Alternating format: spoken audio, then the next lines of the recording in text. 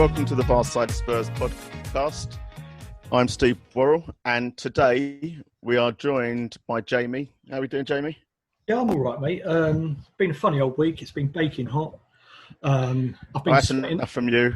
I've been sweating like a glass blower's arse, and it's awful. Yeah, see, I was right. I was right. I should have cut you off when I thought I was going to cut you off. That was the time to cut you off. You've actually spoke. And also, anyway, we've got a lot of rain coming. We've got a lot of rain coming this week, and I'll probably be wetter than a otter's pocket. So anyway, on you go. Okay.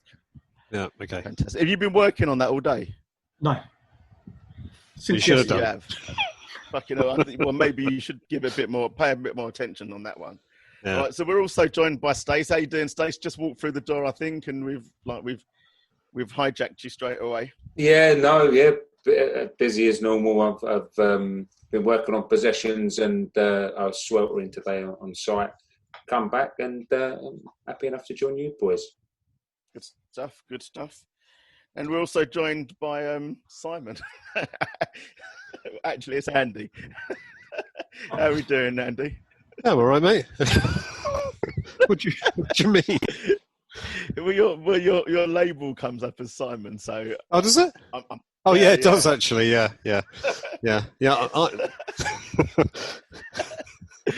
Matthew, tonight I am Simon. You are Simon sporting and the brand new top as well. Yeah, that's right. Yeah. Simon is. Did you get that on the? Did you get that on the quiet then? Because I don't remember you mentioning that. Yeah, I did. Yeah. I'm sorry about that. I've been a bit of a splitter there, haven't I? Sorry about that, Steve. So was that on? You know when Simon was doing his Simon Gray was doing his tour of the shop. Oh yeah. And he was showing you he was showing you pictures. Was he actually doing? Because we were actually wondering what he was doing, but was he actually doing that on your behalf so that you knew like what the range was and so you knew what to get? No, I don't think it was on my behalf, but it just happened to coincide with the launch. But I know he didn't like this one. Okay, so I purposely bought that just to spite him. I did. I did that to spite Simon. Yeah. That's the nuts of a kit, and I like that one. It's lovely, isn't it? Yeah. It's got a nice bit of pink there. I like to say it's more fleshy, peachy type. A bit like Paddy's, yeah, exactly. Yeah. So exactly. And so I mean, all this rambling is also obviously just a precursor to introduce our special guest today, which is Paddy Harnett. How are we doing, Paddy? Good. I'm good. Keeping well. Yeah. Been busy? You've been very busy? Yeah. Well, I've been working from home at the moment. So since March, I've been working from home. Between that, I've been kind of kept going with the supporters club and tying in with the club over, just try and get different things done just to keep members engaged and stuff like that as well, because I know it's hard for them to be stuck from home too, so I'm just kind of trying to keep my mind ticking over as well, working on things like that. Yeah, sure. Yeah, definitely. Yeah, I mean, I work from home, and like generally I don't mind it. I don't have to do much, and obviously, you know, for the past few days it's been pretty shit because outside it's been absolutely scorching, and then today, you know, it's chucked it down. We've had really? You had rain, all sorts and everything. Yeah. So yeah, a little bit, just a little bit of rain. So we haven't had any yet. I was quite thankful to be. We're desperate for it, Anne, don't we? Oh yeah, we need it's some. on its way down. Don't worry, it's on its way down. It bypassed London because it always does. It never rains in London. I think that's all to do with all the high rises and all, you know, the tall buildings and everything like that. And they push the clouds up. Well, the government being there and managing to divert the weather. You can come over here for a week or two if you want rain, and you can bring it back with you as well when you're going back. Yeah, it does rain a little bit more in Ireland, doesn't it? Yeah, yeah, small little bit. Might need to though.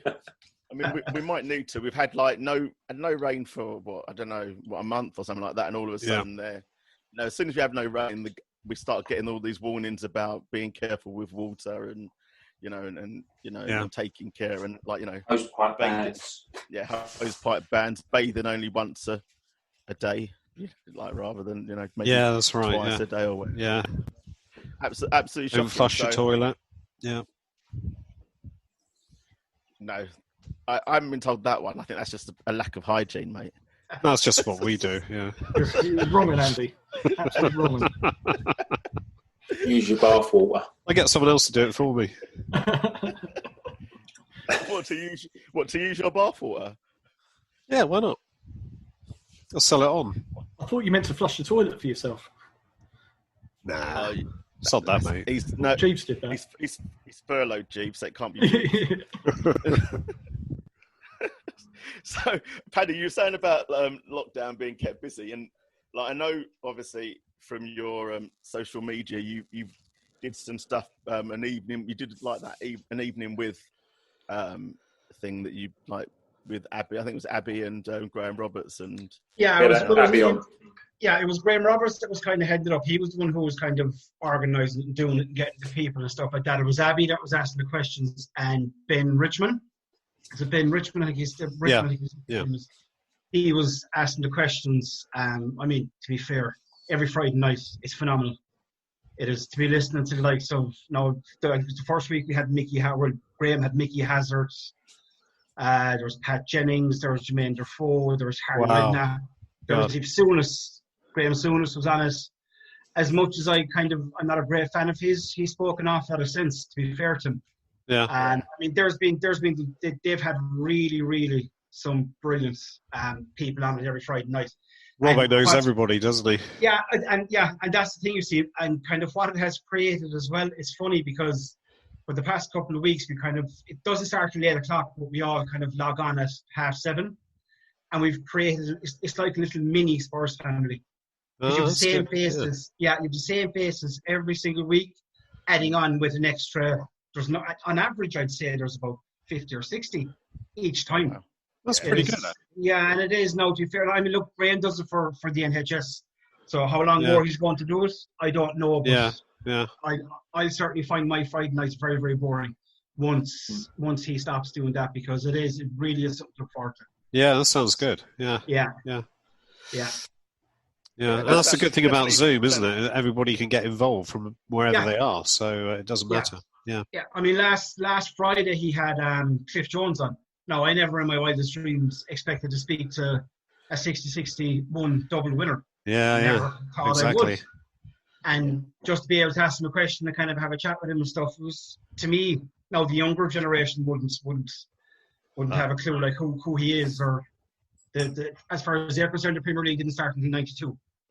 It didn't. Whereas the older generation of Spurs fans, someone like him, it was an absolute honour to speak to. Yeah, definitely. Yeah, it really was good now. Yeah. I think as an older generation fan, we have to reflect back to the likes of 61 and stuff, because we haven't had a lot to cheer up to celebrate. Let's face it. If we'd been half as successful as we wanted to be, I think people like Cliff Jones and that would be they'd be recognised for their achievements, but they'd be kind of consigned to history, and we'd be recognising other people for achieving stuff or similar feats, which unfortunately hasn't happened, and we've had. But it's very interesting to actually listen to them and listen to their stories and stuff down through the years. But I found now with the older players, you could say the legends, as I call them, far more kind of nice would be a way I'd kind of put it, and far more forward, as in they're open to any kind of question, they're open for conversation and stuff like that.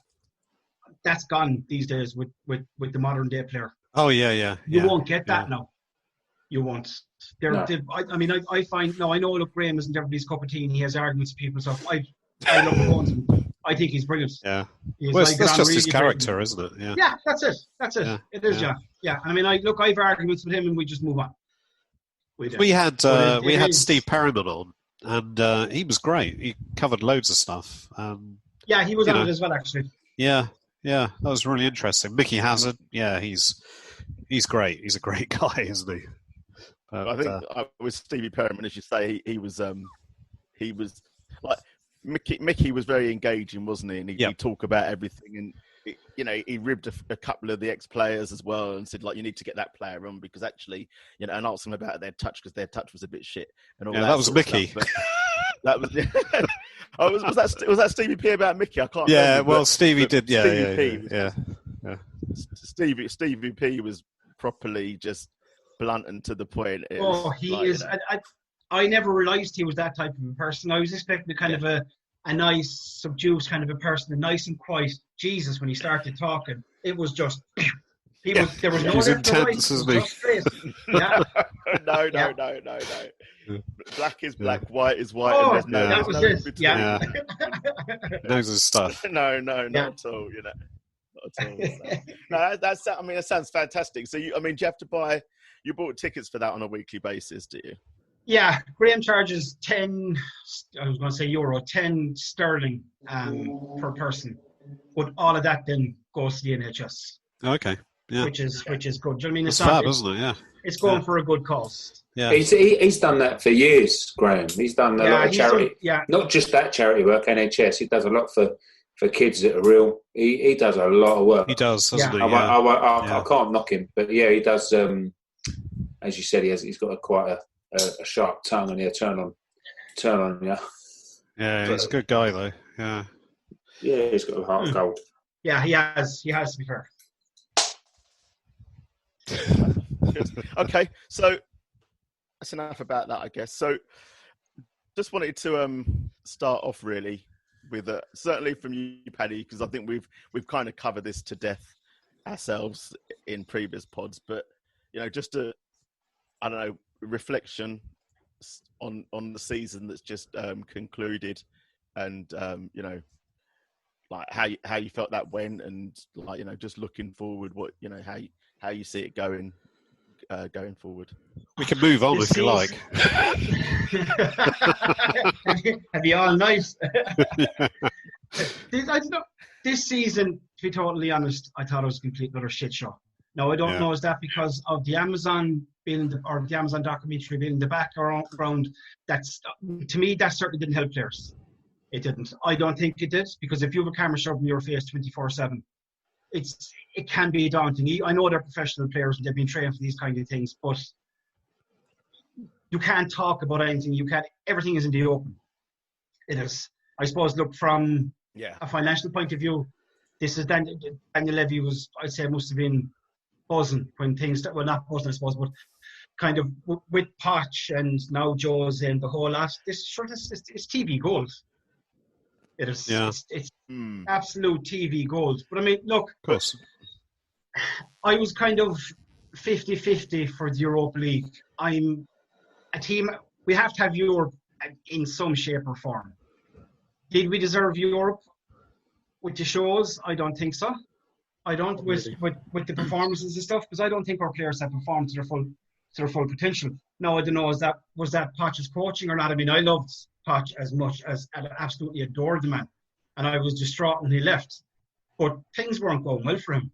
No, they weren't. And I mean, look, football is a cutthroat business. It's a results business. So if results aren't going your way, and I'd fully expect it to be the very same with Jose Mourinho, if results aren't going his way next season, maybe he'll probably be given next season. But if he doesn't deliver top four next season, I can't see him having much of a chance after that. The fans certainly won't tolerate it.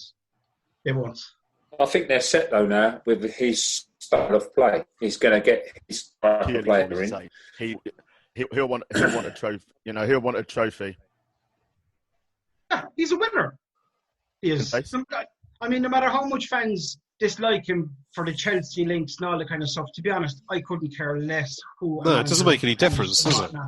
I don't care. Now, I've had an argument with one or two people, I say a debate with a few people on Twitter, and they're saying, oh, well, I prefer good football. No. So are they the same fans that would dislike Glenn Hoddle because he helped transform Chelsea back in the 90s? Yeah. But I mean, it doesn't make any logic, does it? Yeah, they want attractive football. They want to play the Spurs way. I'll take boring 1-0s all day long if we win a trophy. What is the Spurs way, Paddy? I don't think there really is a Spurs way. I think we're just kidding ourselves. Yeah, well, we see, again, we're going back to the past. Yeah. We are. Yeah. That of the Exactly. free flowing kind of